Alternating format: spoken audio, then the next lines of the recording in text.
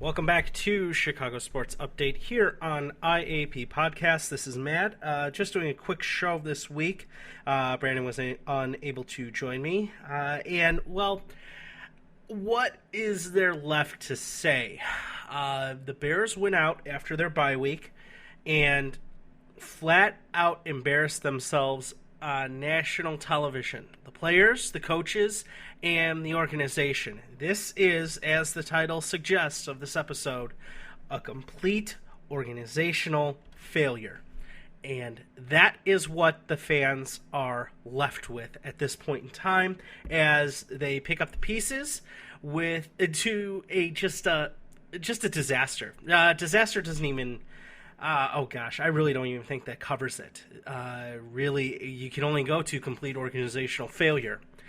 You saw the coach be seen to have no control over the team not being held accountable to the coach, to management, to anybody, not even to themselves as a point to it all.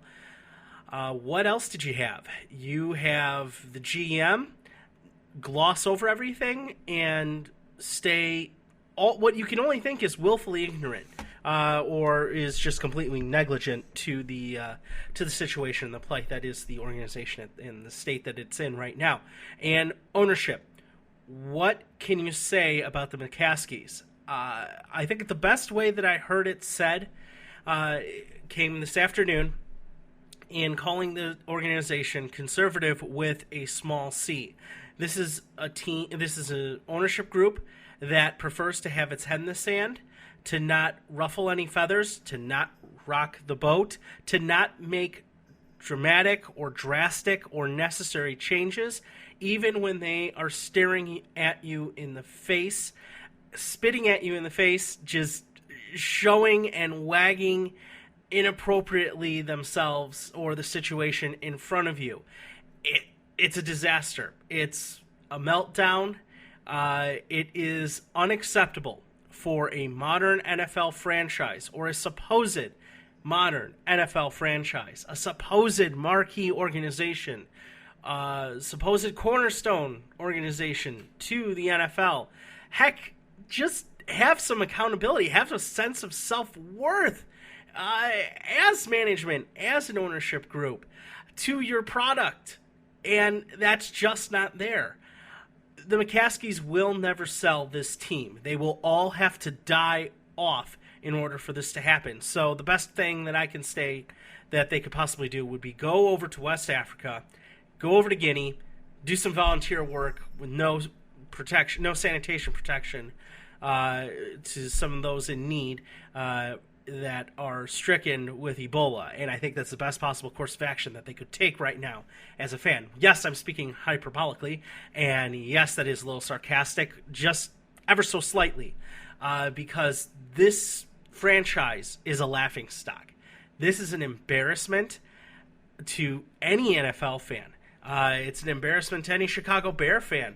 The entire organization, excuse the coarse language here, but just pants themselves. Just took it out, showed it to you, and say, guess what? We don't care. They did that to you Sunday night. They did that to the NFL public Sunday night, and then followed it up Monday afternoon with a farce, a flat-out farce of a post-game day after press conference by the coaching staff, by management. There are quote, no changes coming to the coaching staff. There are no changes coming to the team personnel. Minor changes have occurred, this being recording on Tuesday evening. Some very minor changes have come down the pike as far as fringe players on the team, on the roster. So, sweeping changes, no, not happening. Coaches getting fired, no, not happening. You had a perfect opportunity. You had it set up for you for management to fire Mark Trestman, to fire a defensive coordinator, to make some sort of change going into the bye week when they set a franchise, and I wouldn't be surprised, and I think it is an NFL record of points scored in a half of football, and a lack thereof on the other side. So you had it tailor-made for you. You had it gift-wrapped. You had that opportunity given to you, and management did not take it. What does that tell you? That tells you nobody cares. These people cannot, I shouldn't say care. These people are completely incompetent in answering the questions that need to be answered for the Bears organization. You have an accountant running the team who has no NFL experience aside from the fact that he's worked for an NFL team in an accounting department. That's it. That is all you have. You have a scout who is your GM, not somebody that has built an organization and knows how to run an organization or a franchise or a team, much less how to build a complete team. Now, and you have a first-time NFL head coach who has been passed over for the better half of 2 decades for some inexplicable reason. Well, I think we found that exact reason in these past 2 seasons with the complete lack of awareness, lack of team control.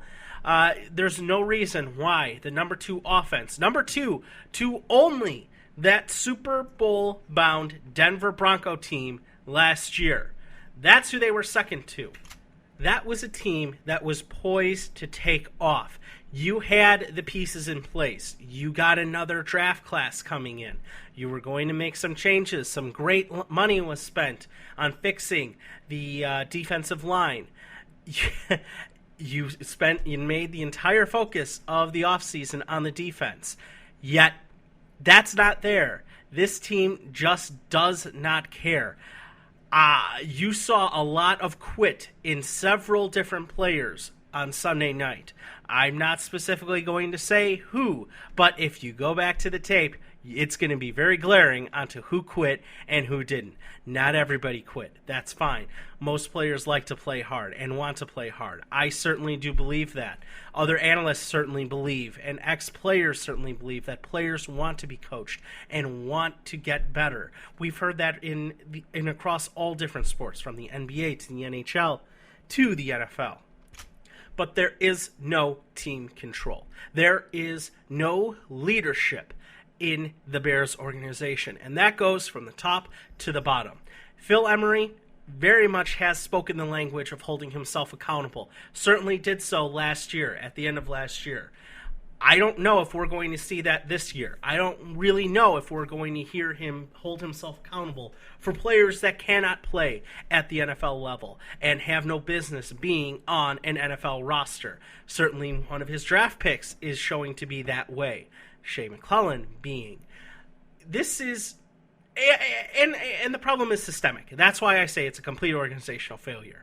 You had the wrong people in place in this Bears franchise, in this organization, for years. Jerry Angelo was one of the worst drafters that has ever been around in the NFL. He's had the least amount of players stay on NFL rosters. Phil Emery's record, while young, may be better. We don't know yet. But what we're looking at, and what Bears fans are really looking at and getting a good glimpse of what's going on right now, is the fact that this organization has failed you for the longest time. And what do I mean by that? I mean not having successes in the draft, not getting your first-round picks to the playing field in a timely manner, not letting them make an impact, not holding on or identifying key free agents and being able to sign them or hold on to those that are departing, that make an impact for your organization in your organizational needs. They're just not there. They're aged. If they are around, they're broken, they're injured, and they're set to retire. The worst part about the Bears organization is the fact that they cannot go back in time and change these things. They cannot fix these problems right now and make the team competitive. They can't do it now. They can't do it next year. This is going to take Theo Epstein, Tom Ricketts-esque burn down for this franchise to get back to where they need to be. You got it right now. Suffer through the Jay Cutler contract. I have been a huge advocate of Jay Cutler, and this year has really shown, I don't want to say the error in my way, but the lack of change that's going to happen. I have absolutely fallen for it. I absolutely drank the Kool-Aid in the fact that his potential was off the charts. He came into town as the most talented quarterback that the Bears have ever had. And what do we have? A 500 quarterback? Only a smattering of playoff wins.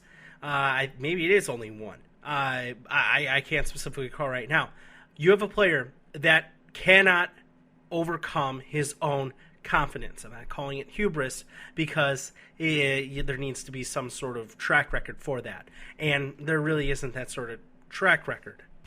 He's so confident that he can get the ball to where he needs to for his receiver, that he makes stupid throws. And he's always going to default to that. His mechanics are always going to break down. That's just who he is. And I guess I'm grateful that I'm coming to terms with it now. And just taking it on the chin. I'm admitting when I'm wrong. Hell, I'm wrong.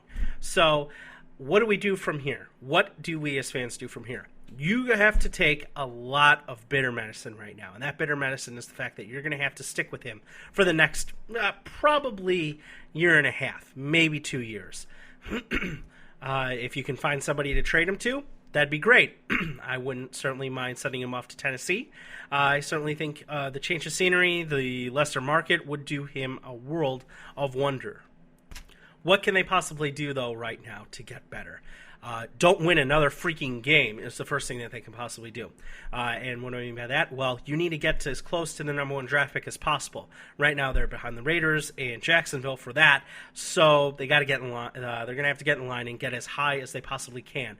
And they have to accumulate draft picks. I don't know how they can do that because, frankly, the talent they have out there right now just isn't an NFL product. We're looking at the product of a Jacksonville Jaguar. We're looking at something. I don't necessarily know if Oakland's in the same boat because I think they could if I don't know.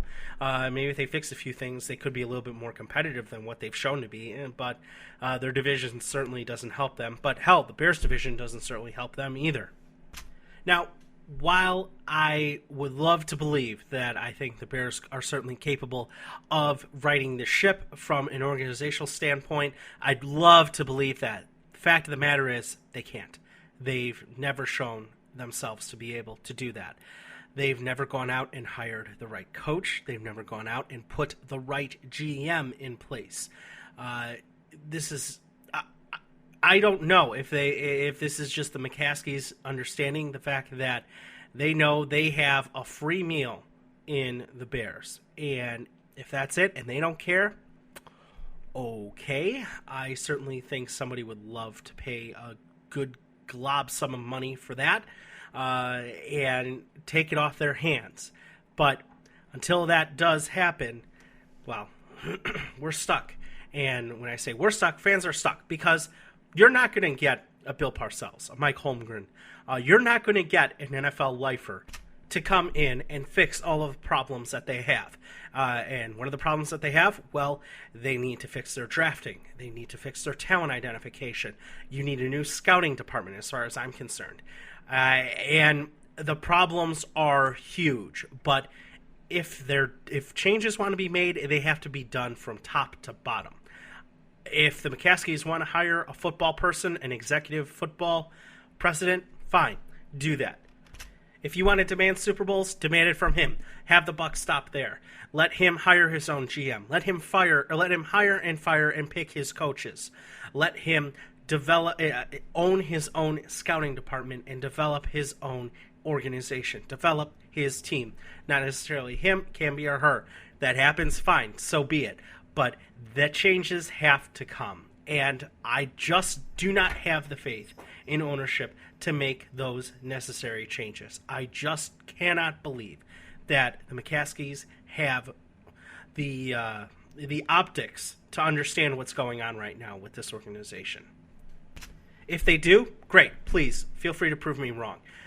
But right now, history is on my side as far as this organization is concerned, and I think Bears fans are in a world of hurt until that happens, and until a real football person, a real football executive, somebody that